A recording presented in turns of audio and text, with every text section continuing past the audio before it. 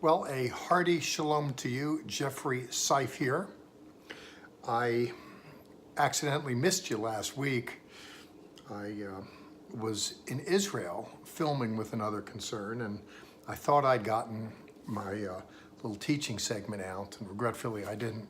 I realize it's not the end of the world for you. It's not like people's lives revolve around these little devotionals, but I do want to be steady with it all.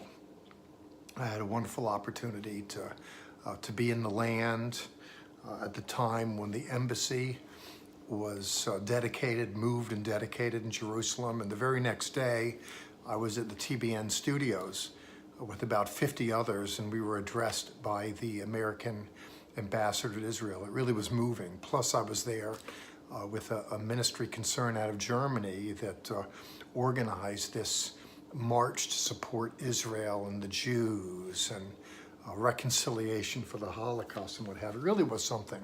I know you would have loved all of that, to be there. And I know that because you're into this, the whole looking at the Bible from our decidedly Messianic Jewish lens. I'm looking at Acts chapter 13, verses 1 through 3, and I'll look at it with you here. I want you to know just a couple days ago, when I got back from Israel, my television producer, Ken Berg, got back a couple days after, and we had a meeting, and we're kind of brainstorming, thinking forward about a new series. And one of the possibilities on the table was to do a program on Antioch, Syria. Of course, it's really rather hard to go to Syria right now for reasons that are obvious given the tensions, but I wanted to take a look at Antioch, and we were exploring some options to do that. That didn't prevail at the end of the day. But I'm mentioning this here because our story takes place in Antioch. That when you look in the Newer Testament, certainly the headquarters for the early Jesus movement was in Jerusalem, but a branch was established in Antioch, Syria. We're looking about 250 or so miles north of Jerusalem.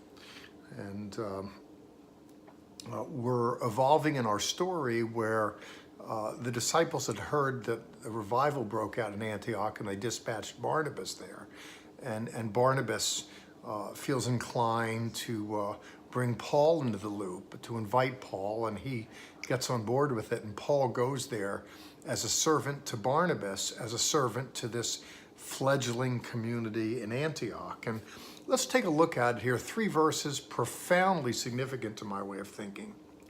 We're told in verse 1 now, in the Antioch community, some say the church at Antioch, but we really prefer community, because today when we think of church, we think of stained glass windows, pipe organs, collection boxes, and pews. You know, it's an address of a building somewhere. But really a church is a community of individuals. Now, in the Antioch community, there were prophets and teachers. Interesting to refer as prophets. The prophetic voice is lost in so many ways in Christianity today. And similarly, teaching has kind of gone the way of all the earth.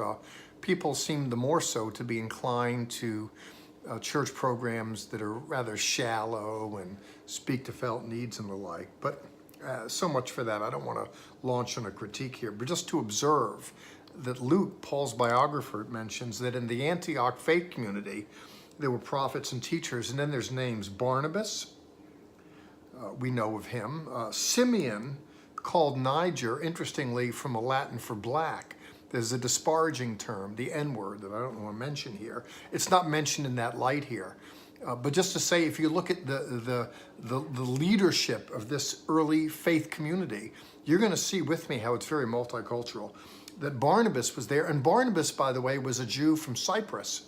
He was an islander Jew, Yoman, that went to Jerusalem. Simeon was a black brother. We're told then there's Lucius, the Cyrenian.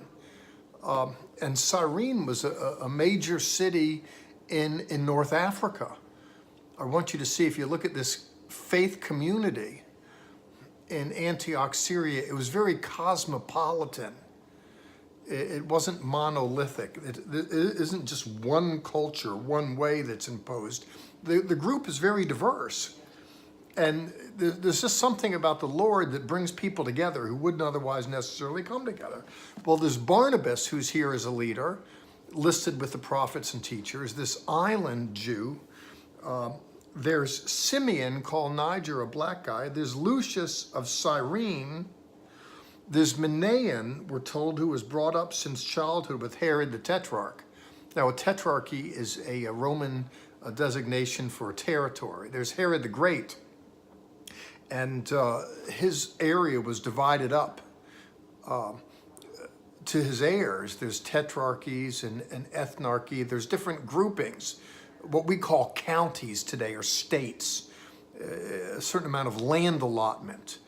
And there's someone here, we're told, this fellow Manaen, who was brought up with Herod the Tetrarch. He grew up with him. That means that he was a man of means.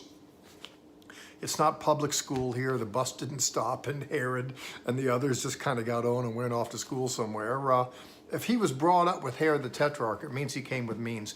I want you to see that there's a diverse group. And we're told that Saul was listed. So it's bookended with Barnabas on the one hand, and then his assistant Saul on the other. And in between, you have black, white, rich, poor. It's very variant. There's different kinds of people. And there's a kind of richness there. And that's why I tell people, as a congregational leader, I want a BMW congregation. People go, yeah, a lot of yuppies, a lot of money. No, I mean black, Mexican, and white. I really like it diversified. And I like to say that I want to either have a diverse congregation or die trying, because that really gets close to the ideal of what I see here in the literature. Well, we're told that while they were serving the Lord and fasting, it's very interesting. While they were serving the Lord and fasting,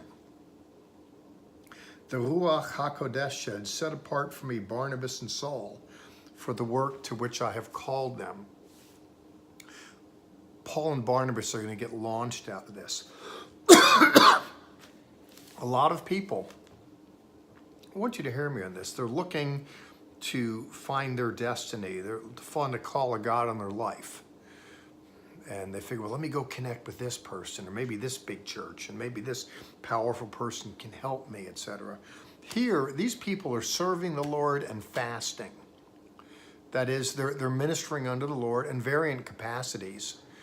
And in the process of all that, it looks like there's some set apart time where the Lord speaks and confirms and imprints on the hearts and minds of some that these two have a certain destiny. I think it's beyond Paul's wildest dreams. Over a dozen years prior, he had come to know the Lord, and for 10 years he was on ice in Tarsus. We don't know much of him. We know after he came to faith, he spent a little time, a few years in Syria and Arabia, and then he visits in short order for a short trip to Jerusalem, and then he's back to Tarsus for a decade. We don't know of him, and here he comes as an assistant to Barnabas. But now it's time for them to get bumped up to their destiny. And what's interesting is it's something that the Spirit orchestrates. A lot of people are trying to manipulate their way into their futures. And people can be very disingenuous in the way they do that. As they manipulate, they misrepresent themselves. They overstate their strengths, they understate their weaknesses, and they misrepresent the facts in the interest of endearing themselves to someone to try and get ahead. Of course, then they always have to look over their shoulder to see what lie is going to come and get them. It's a mess. I'd rather just serve the Lord and let Him move us into the future. We're pawns on His chessboard. Let Him decide how to use us. And so the Holy Spirit says, set them apart for the work. And then after fasting, praying, and laying hands, they sent them off. A beautiful story here. You might be looking to see what the next step is in your own life. Well, serve the Lord faithfully and see what He says. Speak of saying, let's do this again next week. Jeffrey Seif here. I'm going to sign out now. God bless you. Thank you for staying with us with the Tree of Life Bible Society. God bless.